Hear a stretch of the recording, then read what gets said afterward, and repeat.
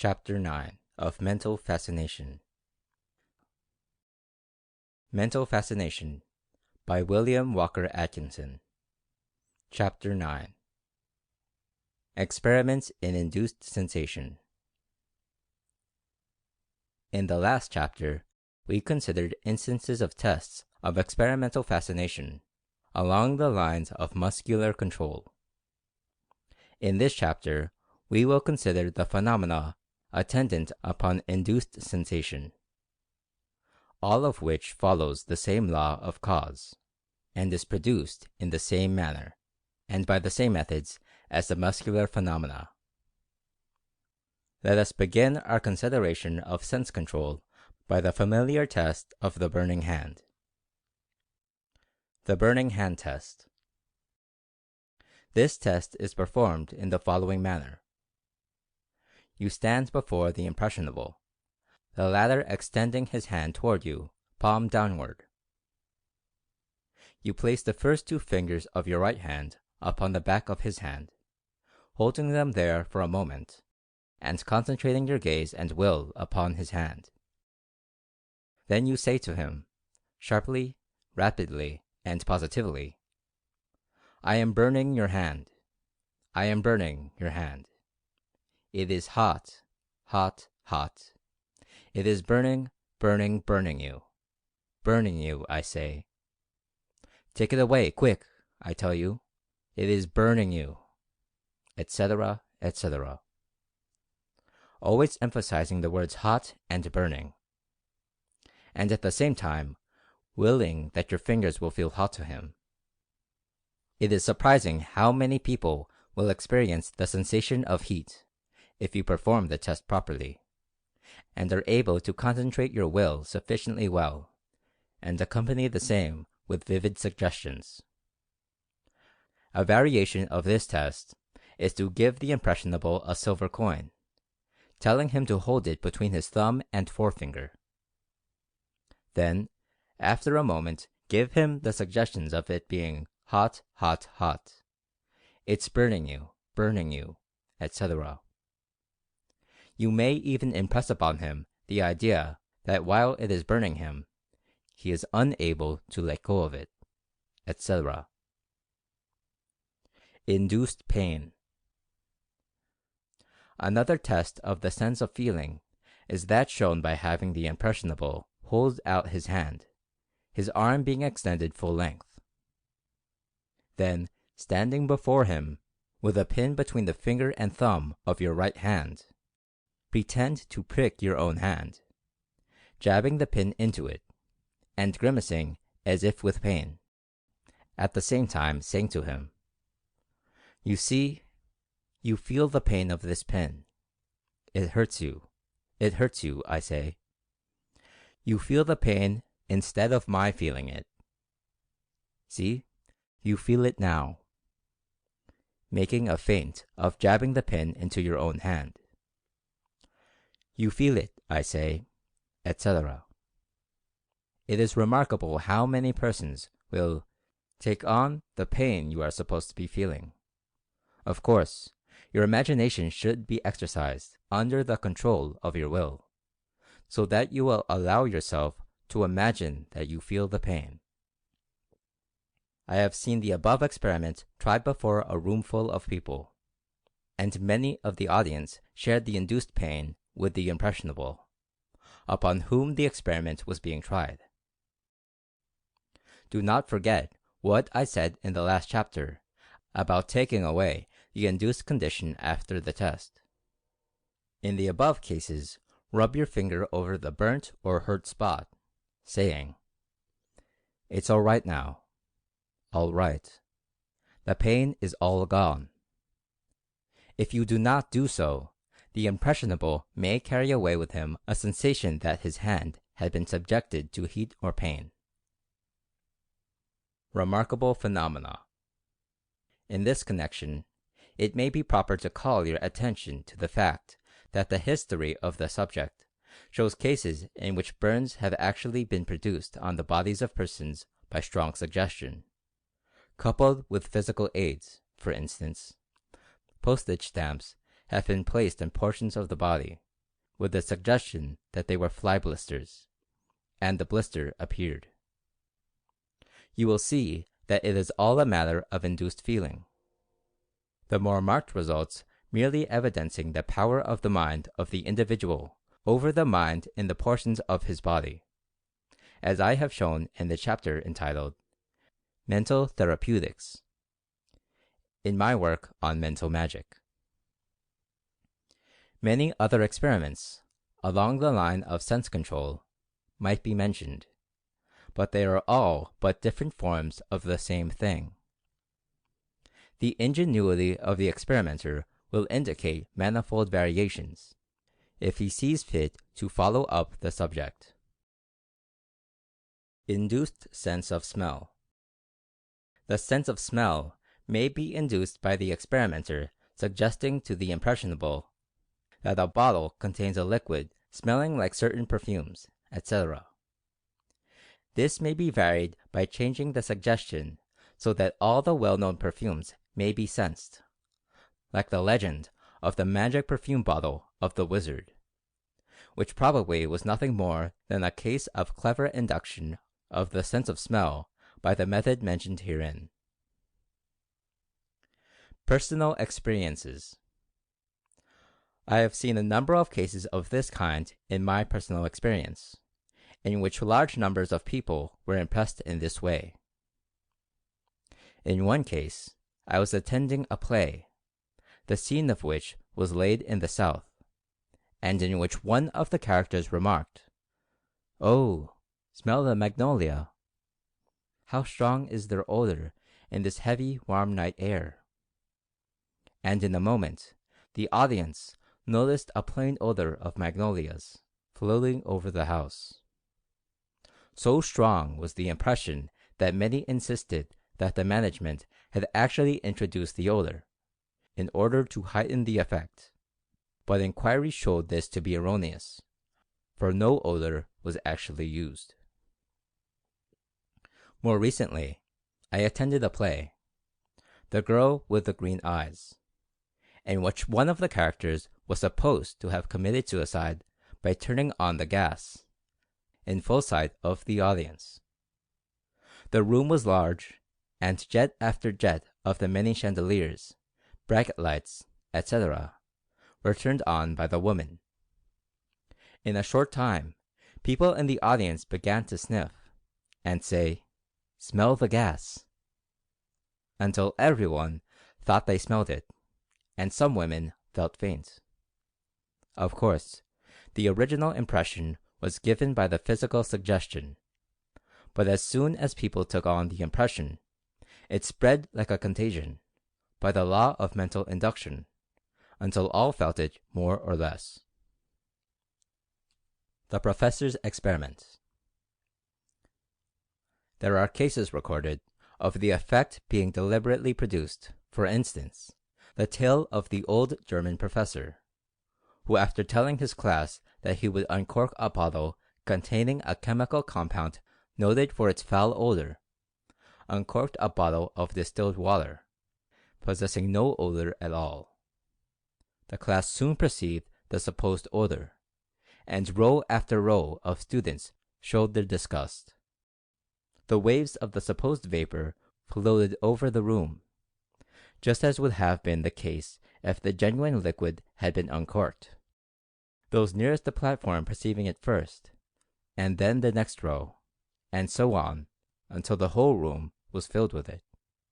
Even after the professor explained the nature of the experiment, the class still sniffed away, and many refused to believe the explanation, so strong was the impression. These cases were nothing else than instances of induced sensation of smell, along the lines of mental impression. Induced sight. A sense of sight may be induced in the same way. A common experiment with a very impressionable person is as follows. Tell him to extend his hand, palm down. Then mark a cross on the back of his hand with your forefinger, pressing well into the skin, at the same time saying, "See, I have marked a black cross on your hand, a black cross. See it there. You see it. There now. Black. Black. A black cross. You see it there, don't you? Etc. And if he be sufficiently impressionable, he will see it. The more that you can imagine the black cross there, the stronger will be his impression of it. If you will call the attention of people to the extraordinary blueness of the sky, they will be very apt to acquiesce, some of them going into raptures over it, although the sky is no bluer than at any other time. It is astonishing how many of these impressions are given and taken in everyday life. Someone thinks the room is very close, and immediately many people begin to feel suffocated, and wish the windows raised. Someone suggests a draught, and people begin to shiver. Someone remarks how extremely warm the day is, and people begin to mop their foreheads, and so on, all being bits from the same piece. Induced hearing. The sense of hearing may be induced in the same way. Tell your impressionable that he hears the song of a bird, or the whistle of a locomotive, at the same time using your own imagination vigorously, and giving the suggestions sufficiently vividly, and he will hear the sounds mentioned. You may try this on several people in a room, on an ordinary occasion, by pretending to hear the humming of a bee, or a distant whistle, or some other faint sound such as the distant wail of a child, and a certain percentage of those present, after a moment or two of intent listening, will affirm that they heard the sound. Induced taste. The sense of taste is easily induced. The well-known experiment of suggesting the taste of lemons, with the accompanying flow of saliva and taste of acid, is a good example.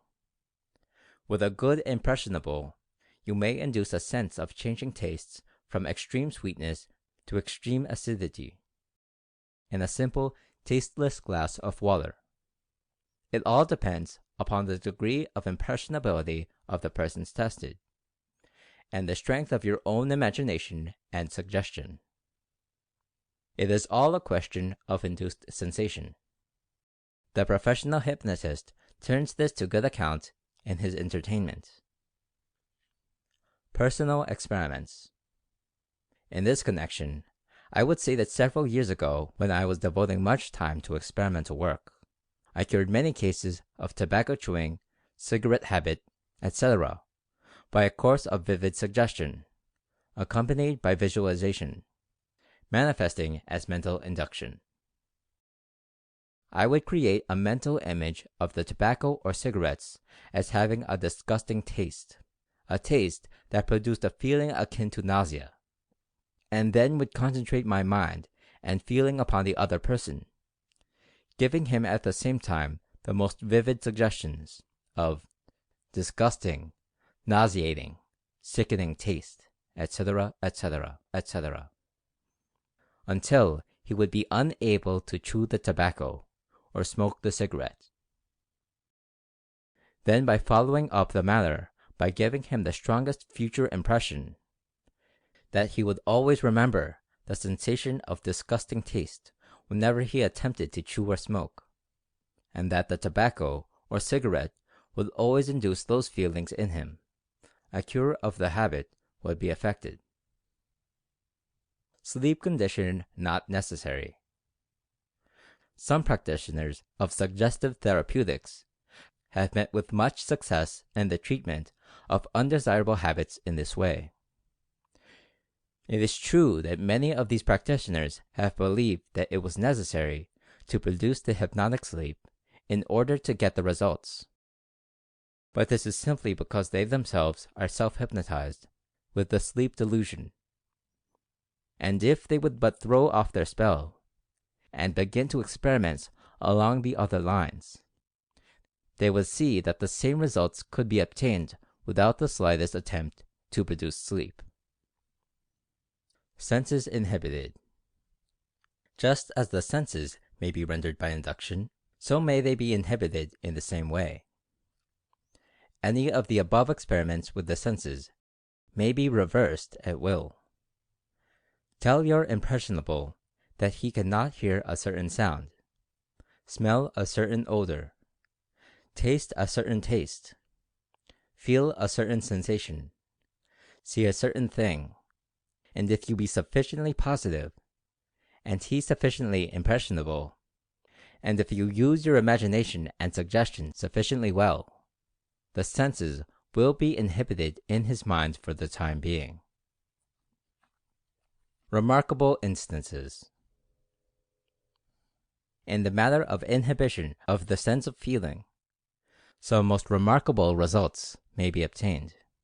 In fact, all of the results along this line, secured by the hypnotists with the aid of the deep sleep, may be obtained without attempt at sleep. I have seen minor operations performed under the influence of induced inhibition of the sense of feeling. I have seen teeth extracted with little or no pain in this way. I have seen nervous patients, unusually sensitive to pain, able to stand dental work with practically no discomfort, by means of such inhibition of the sense of feeling. Even the brutal experiments of many of the stage hypnotists, who run needles through hypnotized patients' cheeks without causing pain, even these can be duplicated without sleep being induced, although I consider such exhibitions deplorable and disgusting, and worthy of the severest condemnation. I merely mention these last to show the power of induced feeling, or inhibition of the same by induction. The secret of inhibition.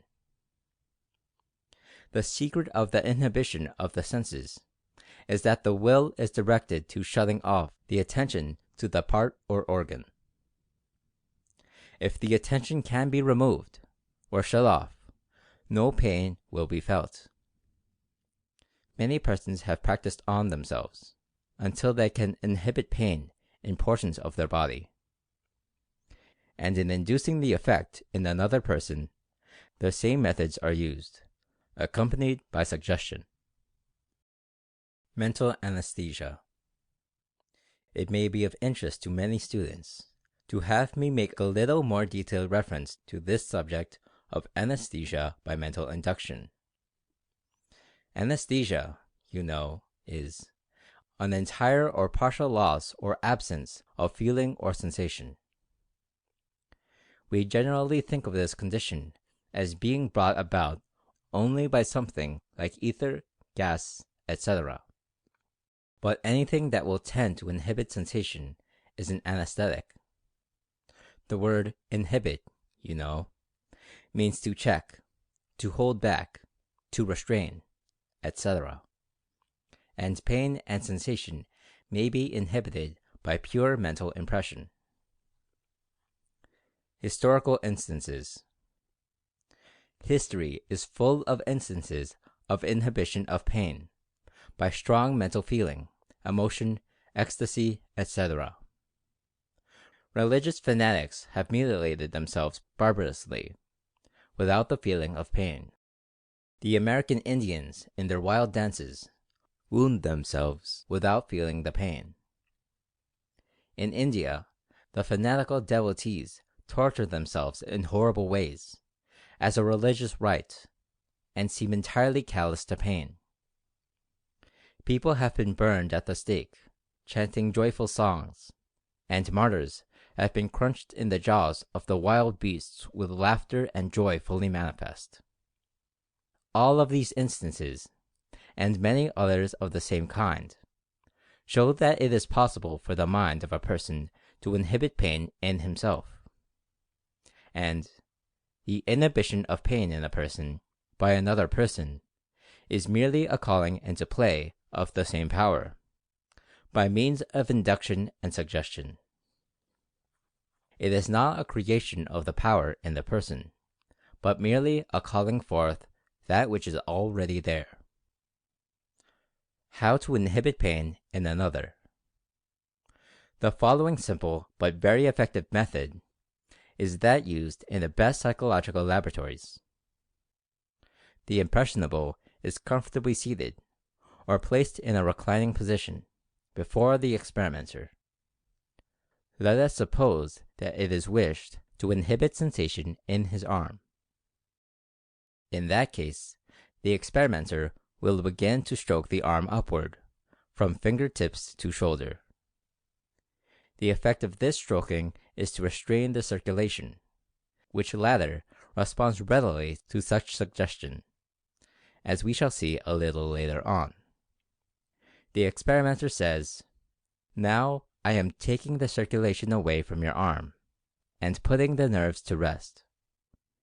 You will begin to feel a sensation of coolness and numbness coming over your arm, from fingertips to shoulder. Now you feel it. Your arm is getting numb. Numb, I say, quite numb. Getting numb, getting numb, getting numb, numb, numb, numb. It is now quite numb. You cannot feel pain in it. See, I will prick it with this needle, but you will not feel pain. You can feel the touch, but cannot feel any pain." And so on, until complete inhibition is effected. When you first prick with the point of the needle, do so but gently, although appearing to do it with force.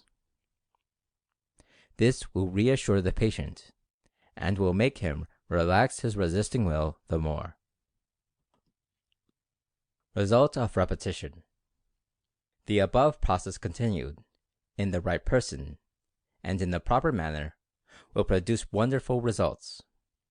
In fact, in this way is the inhibition of sensation produced, in order that minor operations may be performed without the use of ether, etc. A little practice for several days renders the effect more marked each time, until the desired degree is obtained.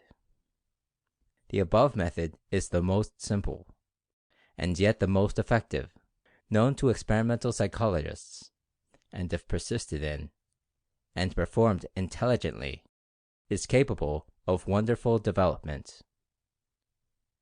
It should be unnecessary for me to add that the experimenter should keep before his own mind, vividly, the condition he wishes to produce in the patient. He should endeavor to actually see him insensible to pain, and should throw his whole belief and earnestness into the suggestions. More than lip service is necessary. Directing the circulation. In connection with the above experiments, the following is interesting. You may take an impressionable person and increase the circulation in any part of the body, or else inhibit it partially, just as you wish. You may prove this by ordering the circulation back in one arm, and increasing it in another, the result being that one hand will be a ghastly white, and the other a deep red color. Blood may be drawn away from the head in this manner, and headaches thereby relieved. But I must stop this, for I am encroaching upon the subject of mental therapeutics. In this direction of the circulation upward or downward, as the case may be, passes of the hands will prove of great assistance, for this motion is followed by the attention, and an axiom in suggestive therapeutics is that the circulation follows the attention. Downward passes increase the circulation to the limbs, upward ones inhibit it. I have spoken of the above effects being produced upon the impressionables. I mean by this that such people are the more readily affected. But remember this, that even the strongest-willed man or woman may be affected in this manner, if he or she, by directing this will, actually cooperate in the matter. For instance, the very strength of a man's will may aid in the inhibition of pain by suggestion, because he will be cooperating with the suggester. All the effect comes from the power within in any case, and all the experimenter or suggester does is to call that power into effect. It is akin to driving a team of strong horses, or the running of a 1,000 horsepower engine. The power is not in the driver or engineer, but they make the thing go nevertheless. In closing this chapter, let me again impress upon the experimenter the importance of always removing the impression after the experiment. Remember the important final, "Now you're all right. All right now, all right." In the next chapter, we pass on to the consideration of the phenomena of induced imagination. End of chapter 9.